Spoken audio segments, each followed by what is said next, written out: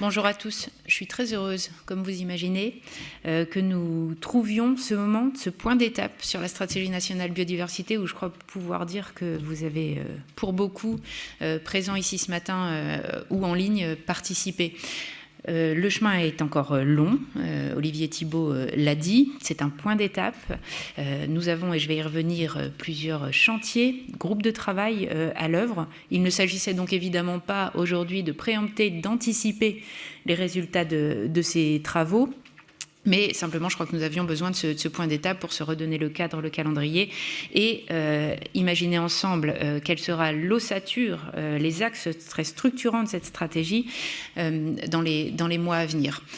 Décliner aussi les moyens afférents, parce qu'effectivement, je ne sais pas si je suis en termes de boîte à outils un couteau suisse, mais je souhaite vraiment que nous déployions de manière très opérationnelle, très concrète, tous les axes stratégiques qui ressortent comme nécessaires dans cette stratégie.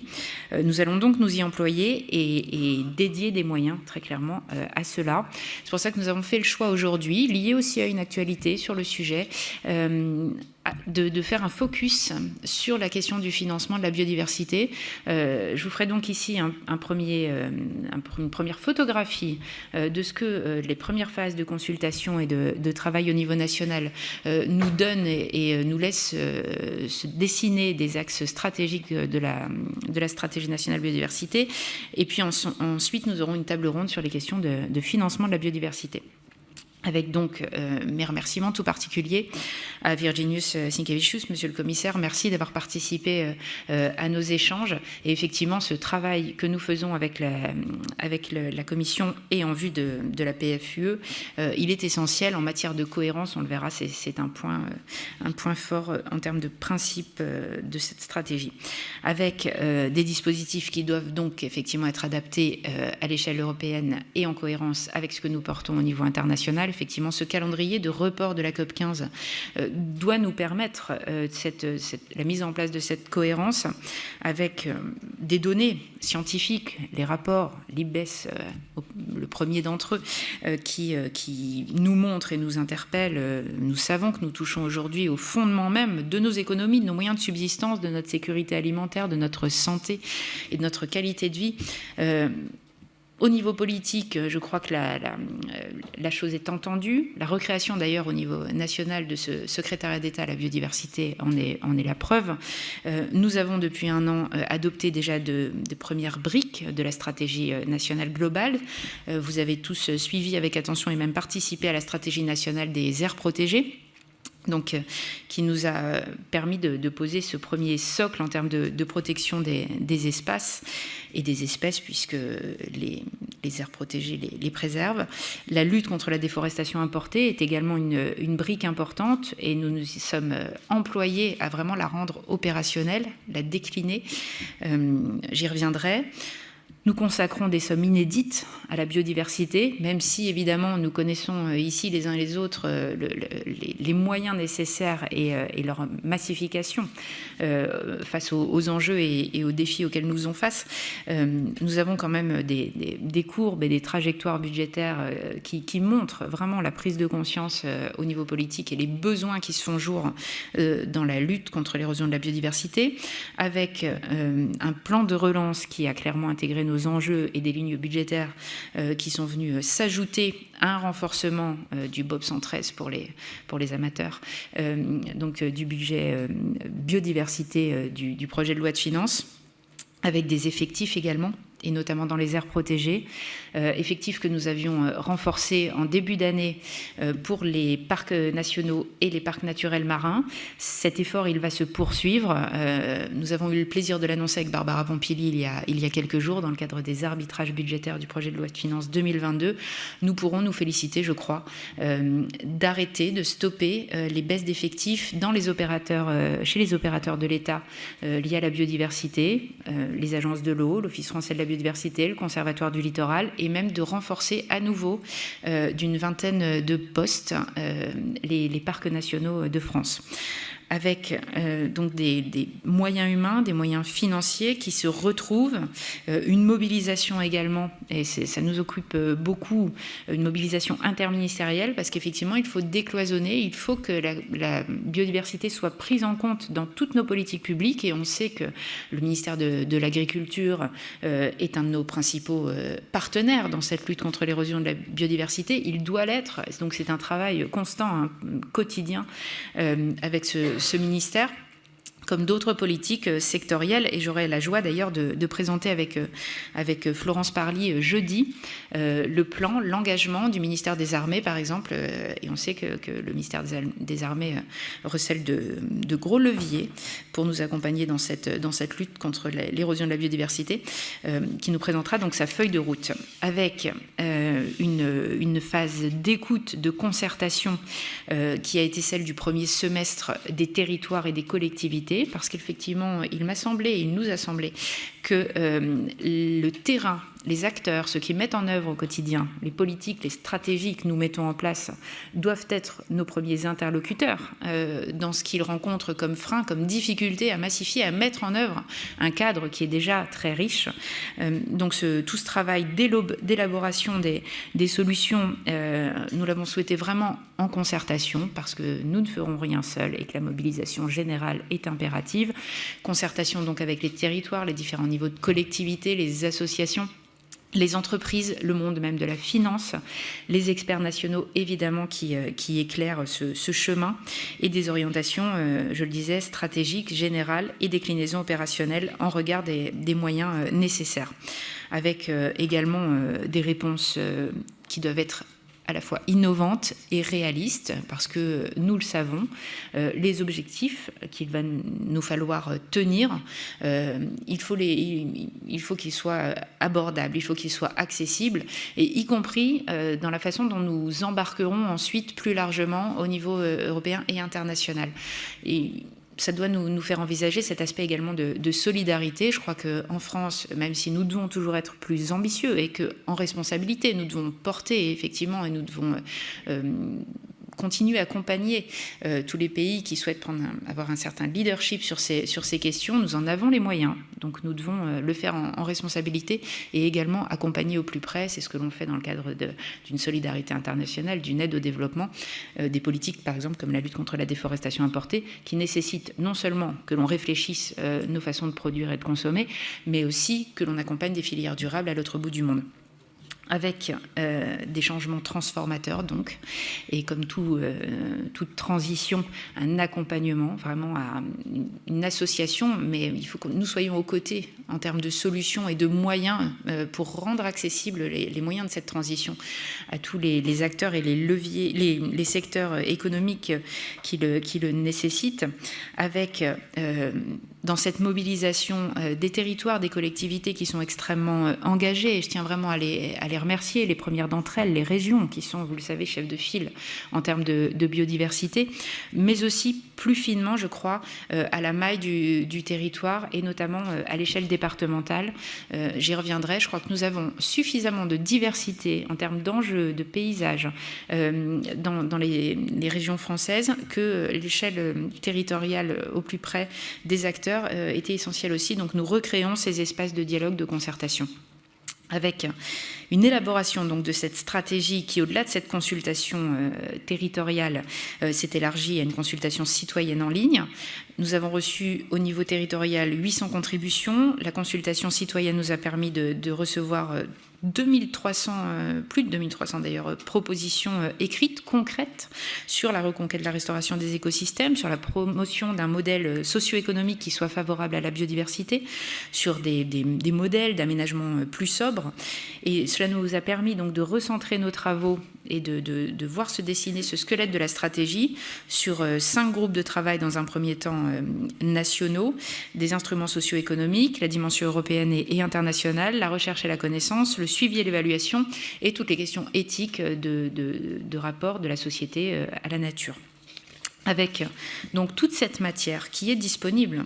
Je vous invite tous, si vous ne connaissez pas encore le chemin du site biodiversité.gouv.fr, à l'emprunter. Nous y avons rassemblé tout ce que nous comptions de ressources passées, présentes et évidemment à venir. Donc vous pouvez trouver, même de matière brute, tout ce matériau, tout ce qui est sorti des préconisations et des propositions de ces consultations territoriales et citoyennes.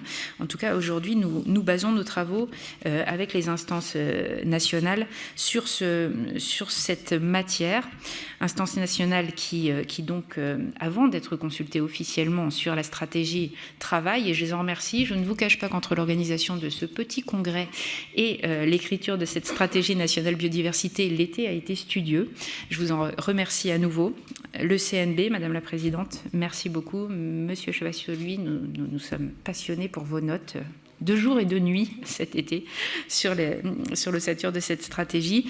Le CNPN, le Comité national pour la protection de la nature, qui nous offre cet éclairage scientifique et cette légitimité aussi, on le verra sur les aires protégées, par exemple, la définition de la protection forte.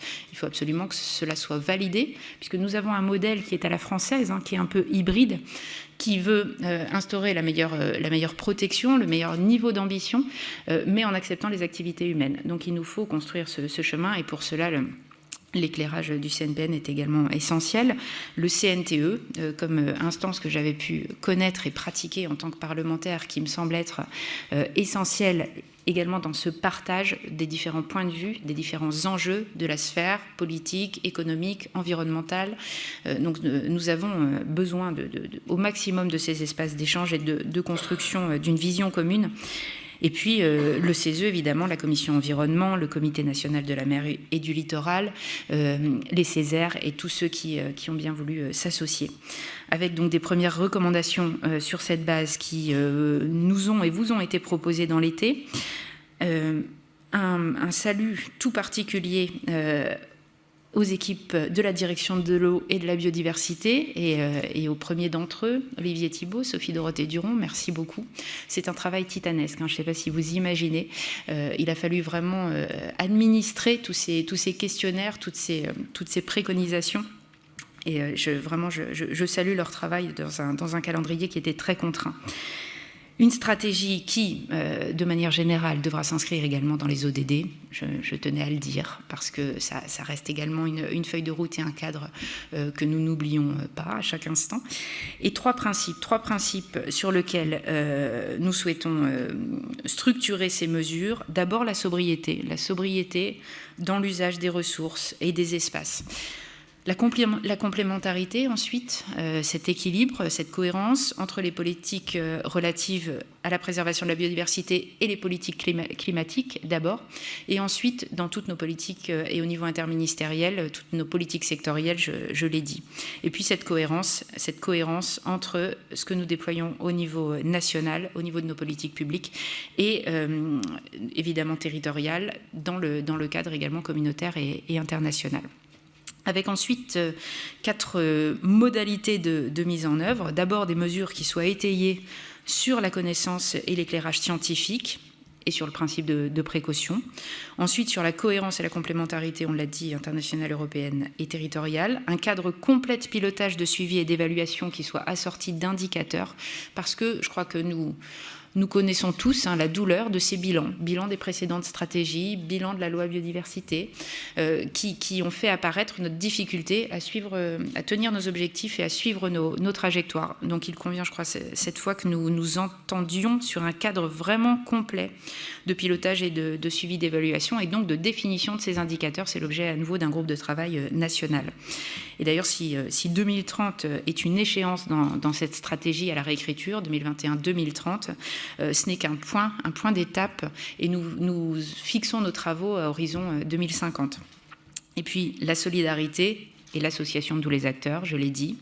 Et enfin, les moyens afférents. Voilà, il faut que nous nous dotions systématiquement et que nous éclairions les besoins sur chacun de ces axes stratégiques auxquels je vais venir. C'est une vision de planification qui me semble absolument essentielle. avec donc des mesures opérationnelles qui seront déclinées, organisées sur 4 axes structurants.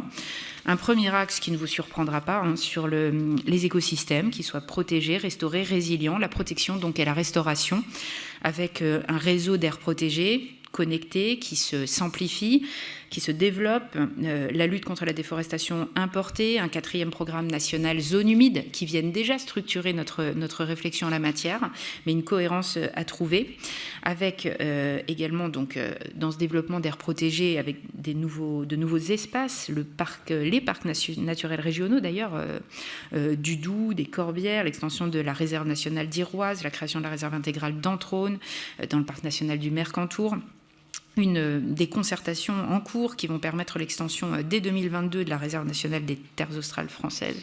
Vous savez à quel point les enjeux sont forts. Je salue M. Marteau d'ailleurs qui est parmi nous, qui a largement contribué à tout ça. Ça permettra de dépasser la couverture de 30% des espaces maritimes en aire marine protégée annoncée par le président de la République. Et vous savez que les enjeux sont forts. Je reviendrai également sur la question de la Méditerranée et l'annonce qui a été faite par le président en ouverture de ce congrès également, qui va à la fois nous permettre d'atteindre nos objectifs, mais qui demande aussi une mobilisation et une mobilisation sur le bassin méditerranéen qui va être extrêmement intéressante. De nouveaux sites Ramstar, un que nous avons labellisé hier, un autre prévu en octobre prochain, on s'en félicite. Je salue également Jérôme Bignon qui est avec nous. Une restauration des espaces dégradés, sur un des thèmes qui devrait figurer dans les cadres européens et mondiaux, avec une priorité sur les forêts sinistrées par les aléas sanitaires et climatiques. Nous avons un objectif d'environ 50 000 hectares par an, sur la restauration de 30 000 hectares de tourbières à horizon 2030, dans le cadre évidemment des solutions fondées sur la nature, avec une relance sans attendre d'un processus de création d'un 12e parc national qui sera dédié aux zones humides. Et je crois que nous nous réjouissons tous du lancement concret et opérationnel de la recherche, dans un premier temps, des sites qui pourraient être pertinents pour ce parc, donc avec une mission flash que je viens de lancer, et puis suivront des concertations locales évidemment pour favoriser l'implantation de ce 12e parc.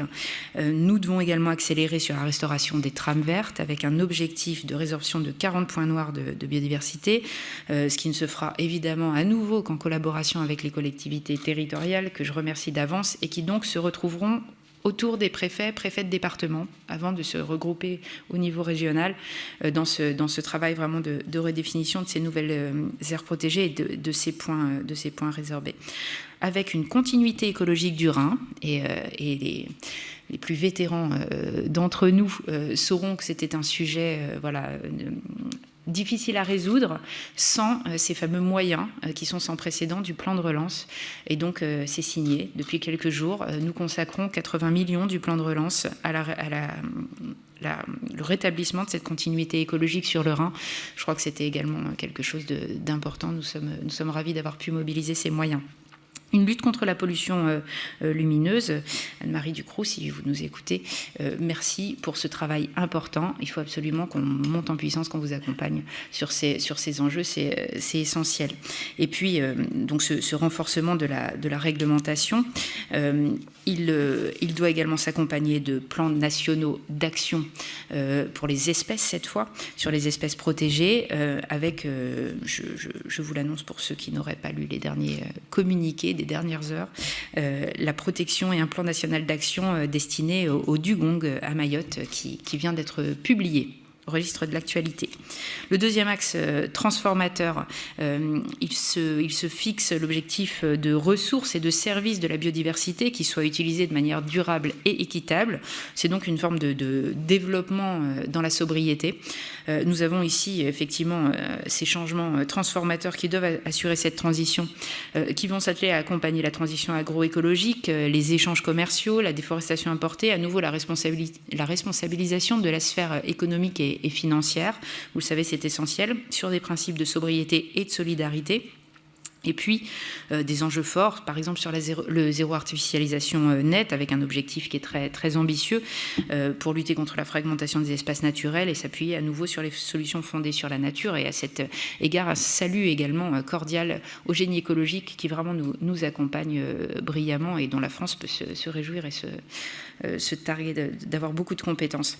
La question du financement, elle est évidemment centrale. Et donc, vous l'aurez compris, nous allons consacrer une part de cet échange aujourd'hui à réinterroger le modèle de financement de la biodiversité en France qui s'est empilé en strates au fil du temps et qui, on a l'habitude d'en plaisanter au cabinet.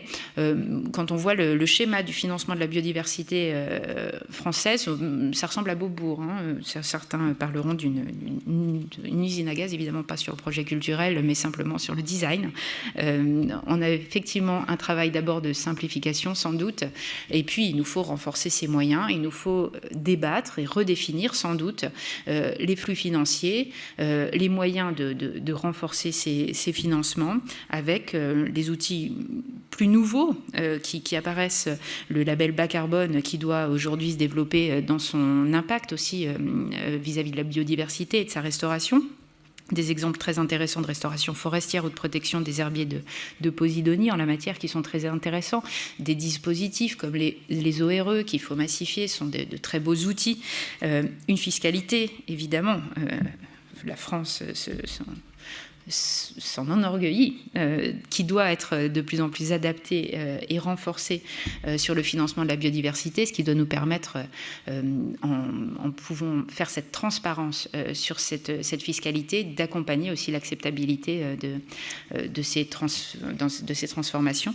Et donc peut-être une fiscalité affectée à préciser pour que nous sachions mieux que l'eau, la biodiversité, finance l'eau et la biodiversité, et que nous ayons vraiment ce travail pour pouvoir montrer, expliquer aussi les besoins, parce que protéger, restaurer la biodiversité aujourd'hui nécessite vraiment une montée en puissance en termes de moyens. Avec évidemment en regard une réduction des subventions qui sont dommageables à la biodiversité. C'est une question complexe auquel il faut que nous nous attelions, je crois, de manière absolument programmée et systématique, avec des outils de mesure et de prise en compte de la composante biodiversité. C'est donc le renforcement du budget vert dans cette composante qui est absolument essentielle. Pour ça, il nous faut des outils et beaucoup de spécialistes s'y attellent actuellement pour que l'on puisse mesurer. On sait que mesurer les impacts sur la biodiversité, c'est moins facile que de les mesurer pour le climat. Et donc, on a un gros chantier en la matière. Et puis, le budget vert, évidemment, la France qui peut se targuer de cette mise en place de ce budget, mais qui doit se renforcer à nouveau dans cette composante biodive, avec également des aspects de coopération régionale. Et je sais que les participants de la table ronde, tout à l'heure, y reviendront. Nous avons aussi de belles perspectives en la matière. Le troisième axe transformateur de cette stratégie, il va s'axer sur la mobilisation, une société qui soit sensibilisée, formée et mobilisée sur nos enjeux. Ça veut dire également former aux nouveaux métiers qui doivent accompagner cette transition. Et c'est réjouissant parce que nous avons aujourd'hui une jeunesse ou même des reconversions professionnelles qui s'effectuent vers ces métiers de l'accompagnement à cette transition, avec des dispositifs de mobilisation de la jeunesse qui se joueront également sur l'engagement, et nous y reviendrons dans les mois qui viennent, mais en tout cas une mobilisation qui doit accompagner aussi au quotidien les gestionnaires d'espace et tous les acteurs sur le terrain de la biodiversité, parce qu'on sait que tout cela se joue vraiment au plus près du territoire et de ses acteurs. La SNB, elle devra également accompagner les collectivités locales et les entreprises, les accompagner plus avant parce qu'elles sont déjà très mobilisées. Mais nous devons leur donner toujours plus d'outils et d'accès à un accompagnement en ingénierie, une veille juridique qui est importante, vous le savez, sur nos sujets. Nous renforcerons l'accompagnement donc de tous ceux qui souhaitent agir avec des références techniques, avec aussi une médiatisation des expériences réussies. Et cette veille, cet accès aux ressources, aux outils, aux connaissances, elle demeure indispensable parce que nous sommes sur un sujet relativement récent, notamment dans les politiques publiques et territoriales. avec un quatrième axe sur la gouvernance qui se doit d'être efficace, qui se doit d'être inclusive, la question du suivi, des indicateurs, de la trajectoire, de la redevabilité, de cette responsabilisation de tous les acteurs en transparence à nouveau. Il nous faut ces points de repère, il nous faudra ces cibles chiffrées à horizon 2030 d'abord comme un point d'étape en tant que cible opérationnelle accompagnée des moyens afférents. Et puis à horizon 2050, à nouveau cette visée de planification. En conclusion, vous dire que cette feuille de route donc pour les mois à venir va être encore très, très tonique, très dense, avec le développement, la déclinaison aujourd'hui de ces objectifs vraiment de manière opérationnelle. Et ces solutions transformatrices, ces moyens, il va nous falloir les définir ensemble. Il y aura sans doute des priorisations à effectuer. Et nous aurons donc de nouveaux groupes de travail qui vont se former dès notre sortie, notre retour à la vie normale à la suite de ce congrès, avec donc des propositions concrètes et les questions de financement afférentes. Et je me tourne donc dès maintenant vers nos interlocuteurs sur cette table ronde sur le financement, avec un regard sur nos recettes, sur nos besoins, sur ces leviers, sur ces dépenses et cette transparence qui est nécessaire, sur les nouveaux outils. Je vous remercie d'accueillir nos participants à cette table ronde du matin. Et je remercie également tous ceux qui participent par ailleurs en ce moment à ces sujets, une mission IGF-CGEDD qui a cours actuellement, un groupe de travail de la SNB et du CNB qui œuvrent activement à ces questions. Des propos du président de la République qui ont été tenus en présence de quelques-uns d'entre nous, responsables de grandes ONG, sur lesquels il a fait des ouvertures très claires sur ce financement de la biodiversité et sur cette nécessité peut-être d'aller vers des modèles, que ce soit en termes de fiscalité affectée ou autres, qui nous permettent vraiment de faire la transparence et de massifier nos efforts. Et puis, ces nouveaux outils qui vont nous être présentés, notamment avec un exemple sur les herbiers de Posidonie et le parc national des Calanques. Je vous remercie.